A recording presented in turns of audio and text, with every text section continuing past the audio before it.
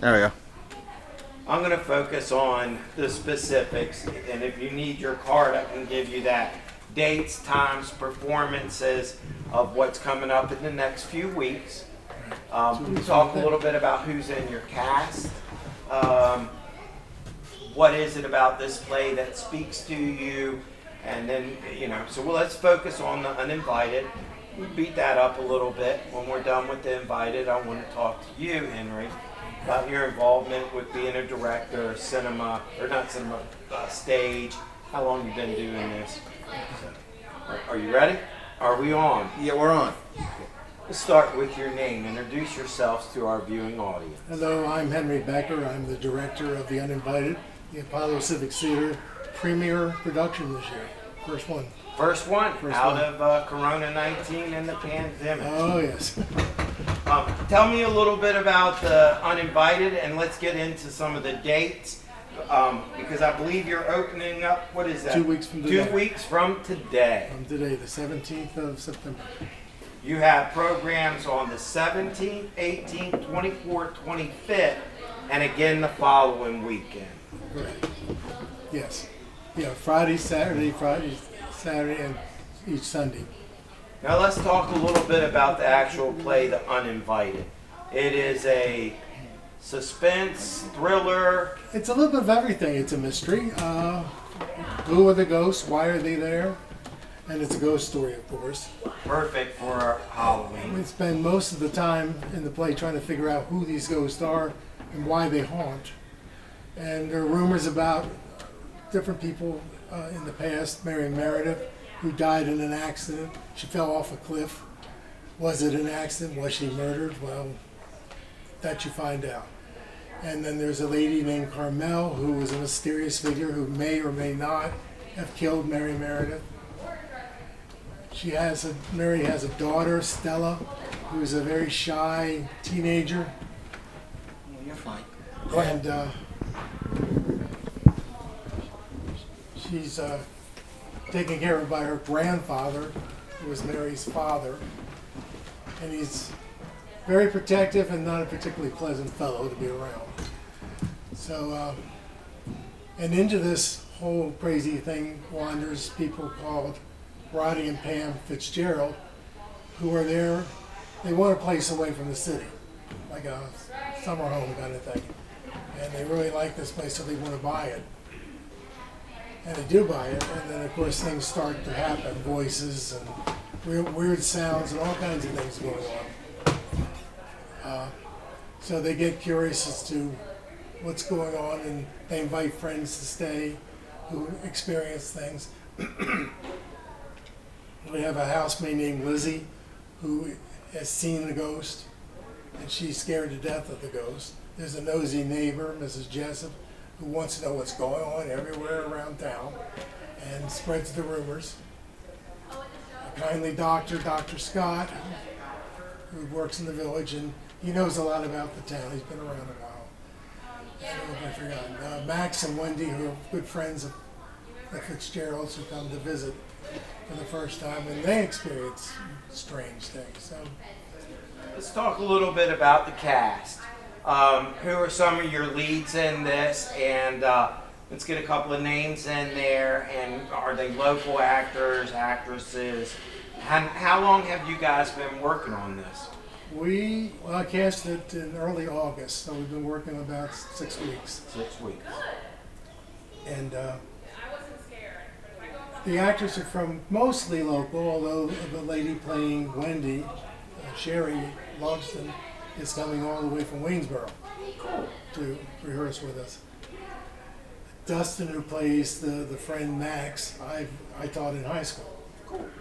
When he was a kid, a senior at Hazelville High School. I was a teacher there for a while. And let's see, who else? Most of them I didn't know beforehand. The one who plays the maid, Lauren Hollig, I've known for many years. And Ashley Barr is Pam. Brian Polchowitz, I'm probably mispronouncing it. That's the brother and sister by the place.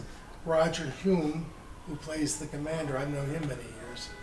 And he's actually British. So he's been sort of our guide and dialects and things like that. That's awesome. And who did I forget? Stella is a young lady, Claire Mason. I just met her. She's new to me. And Ellie Jones plays Miss Holloway, who was a good friend of the deceased Mary Meredith, and a very strict, kind of soulless woman who was Stella's nursemaid, but wasn't very nice to her. Stella's had a pretty traumatic upbringing, losing both her parents, and then having this very cold woman raise her. Wasn't a good mix for her. Let's see. Dr. Scott is played by Tim Sullivan. I'm sorry, Scarlett. No. Let me ask you, and the Henry. nosy neighbor is Gabby Tokash. Let me ask you, Henry. You mentioned Hedgesville. Let's talk about your history as a director. How many productions have you been involved with here at the Apollo? And then we could go back and tell me how you got involved with stage. Okay, well, my wife and I moved out here in 2002 from Montgomery County, Maryland. And then the following year I got involved with the production here. We did Mr. Roberts, and I got cast in that in a good part. And that was my initial contact. And since then I've been in some shows, do a lot of sets. I'm sort of the set guy around here. I got you. And this is my fourth production as a director. I did Odd Couple, I did Barefoot in the Park, and I did Arsenic and Old Lace as a director. Okay. But this is the first one I've done in 7 years, for one reason or another. And that's the thing I like the most. I'm an okay actor, but I'm a pretty good director. You enjoy the director. Yeah, that's my first love. How long have you been involved with stage and this kind of? Since 1965. Let's talk about that. Let's talk about it. As a high school senior. High school senior. My senior year, I got involved with the theater club and tried out for The Miracle Worker and got Captain Keller, which is a big part. The father. Shocked the heck out of me. I think I got cast because I'm probably the biggest guy already for the part. It doesn't matter, I got cast and I had a ball, and that really turned me on. And then I was an English major. I became an English teacher in Maryland, Montgomery County. And in my second year, I decided to start sponsoring, they had a drama club, which is basically just a little group that met and read scenes to each other. And I started doing that. And after a while, we decided just doing scenes wasn't enough. We wanted to do one-act plays. And then they went from one-act plays to full 3-act plays. So little by little, it got bigger and bigger because I wanted to try more and more things. And then I transferred over to a high school, Montgomery High School in Rockville, and was the drama coach there for about 20 years. And we did what I call a straight show, a non-musical in the fall. Right. And a musical in the spring every year. And then I also sponsor one-act play festivals and that kind of thing. So I didn't direct all that, but I was there to supervise it. I also was very active with Rockville Little Theater, which is a community group. And I did a few shows there, and both as an actor and as a director.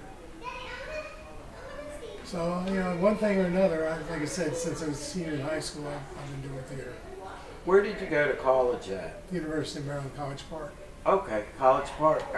I had some time at UMBC. I did a little bit in their film program at University in Catonsville.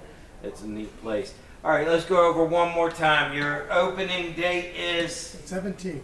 September the 17th, 2 weeks away from tonight. Right. If there's anything else you want to put in there, let's do it right now, Henry. Just think we'll have a good time. It's been a long winter, and I think we all need something like this. Absolutely. So the first live play at the Apollo Theater after the pandemic, The Uninvited. Right. Thank you. I'll see you on Friday the 17th. Thank you very much. Good. I'm so gravelly tonight. No, you were awesome. No, you're fine. 1965, that's awesome. Yeah.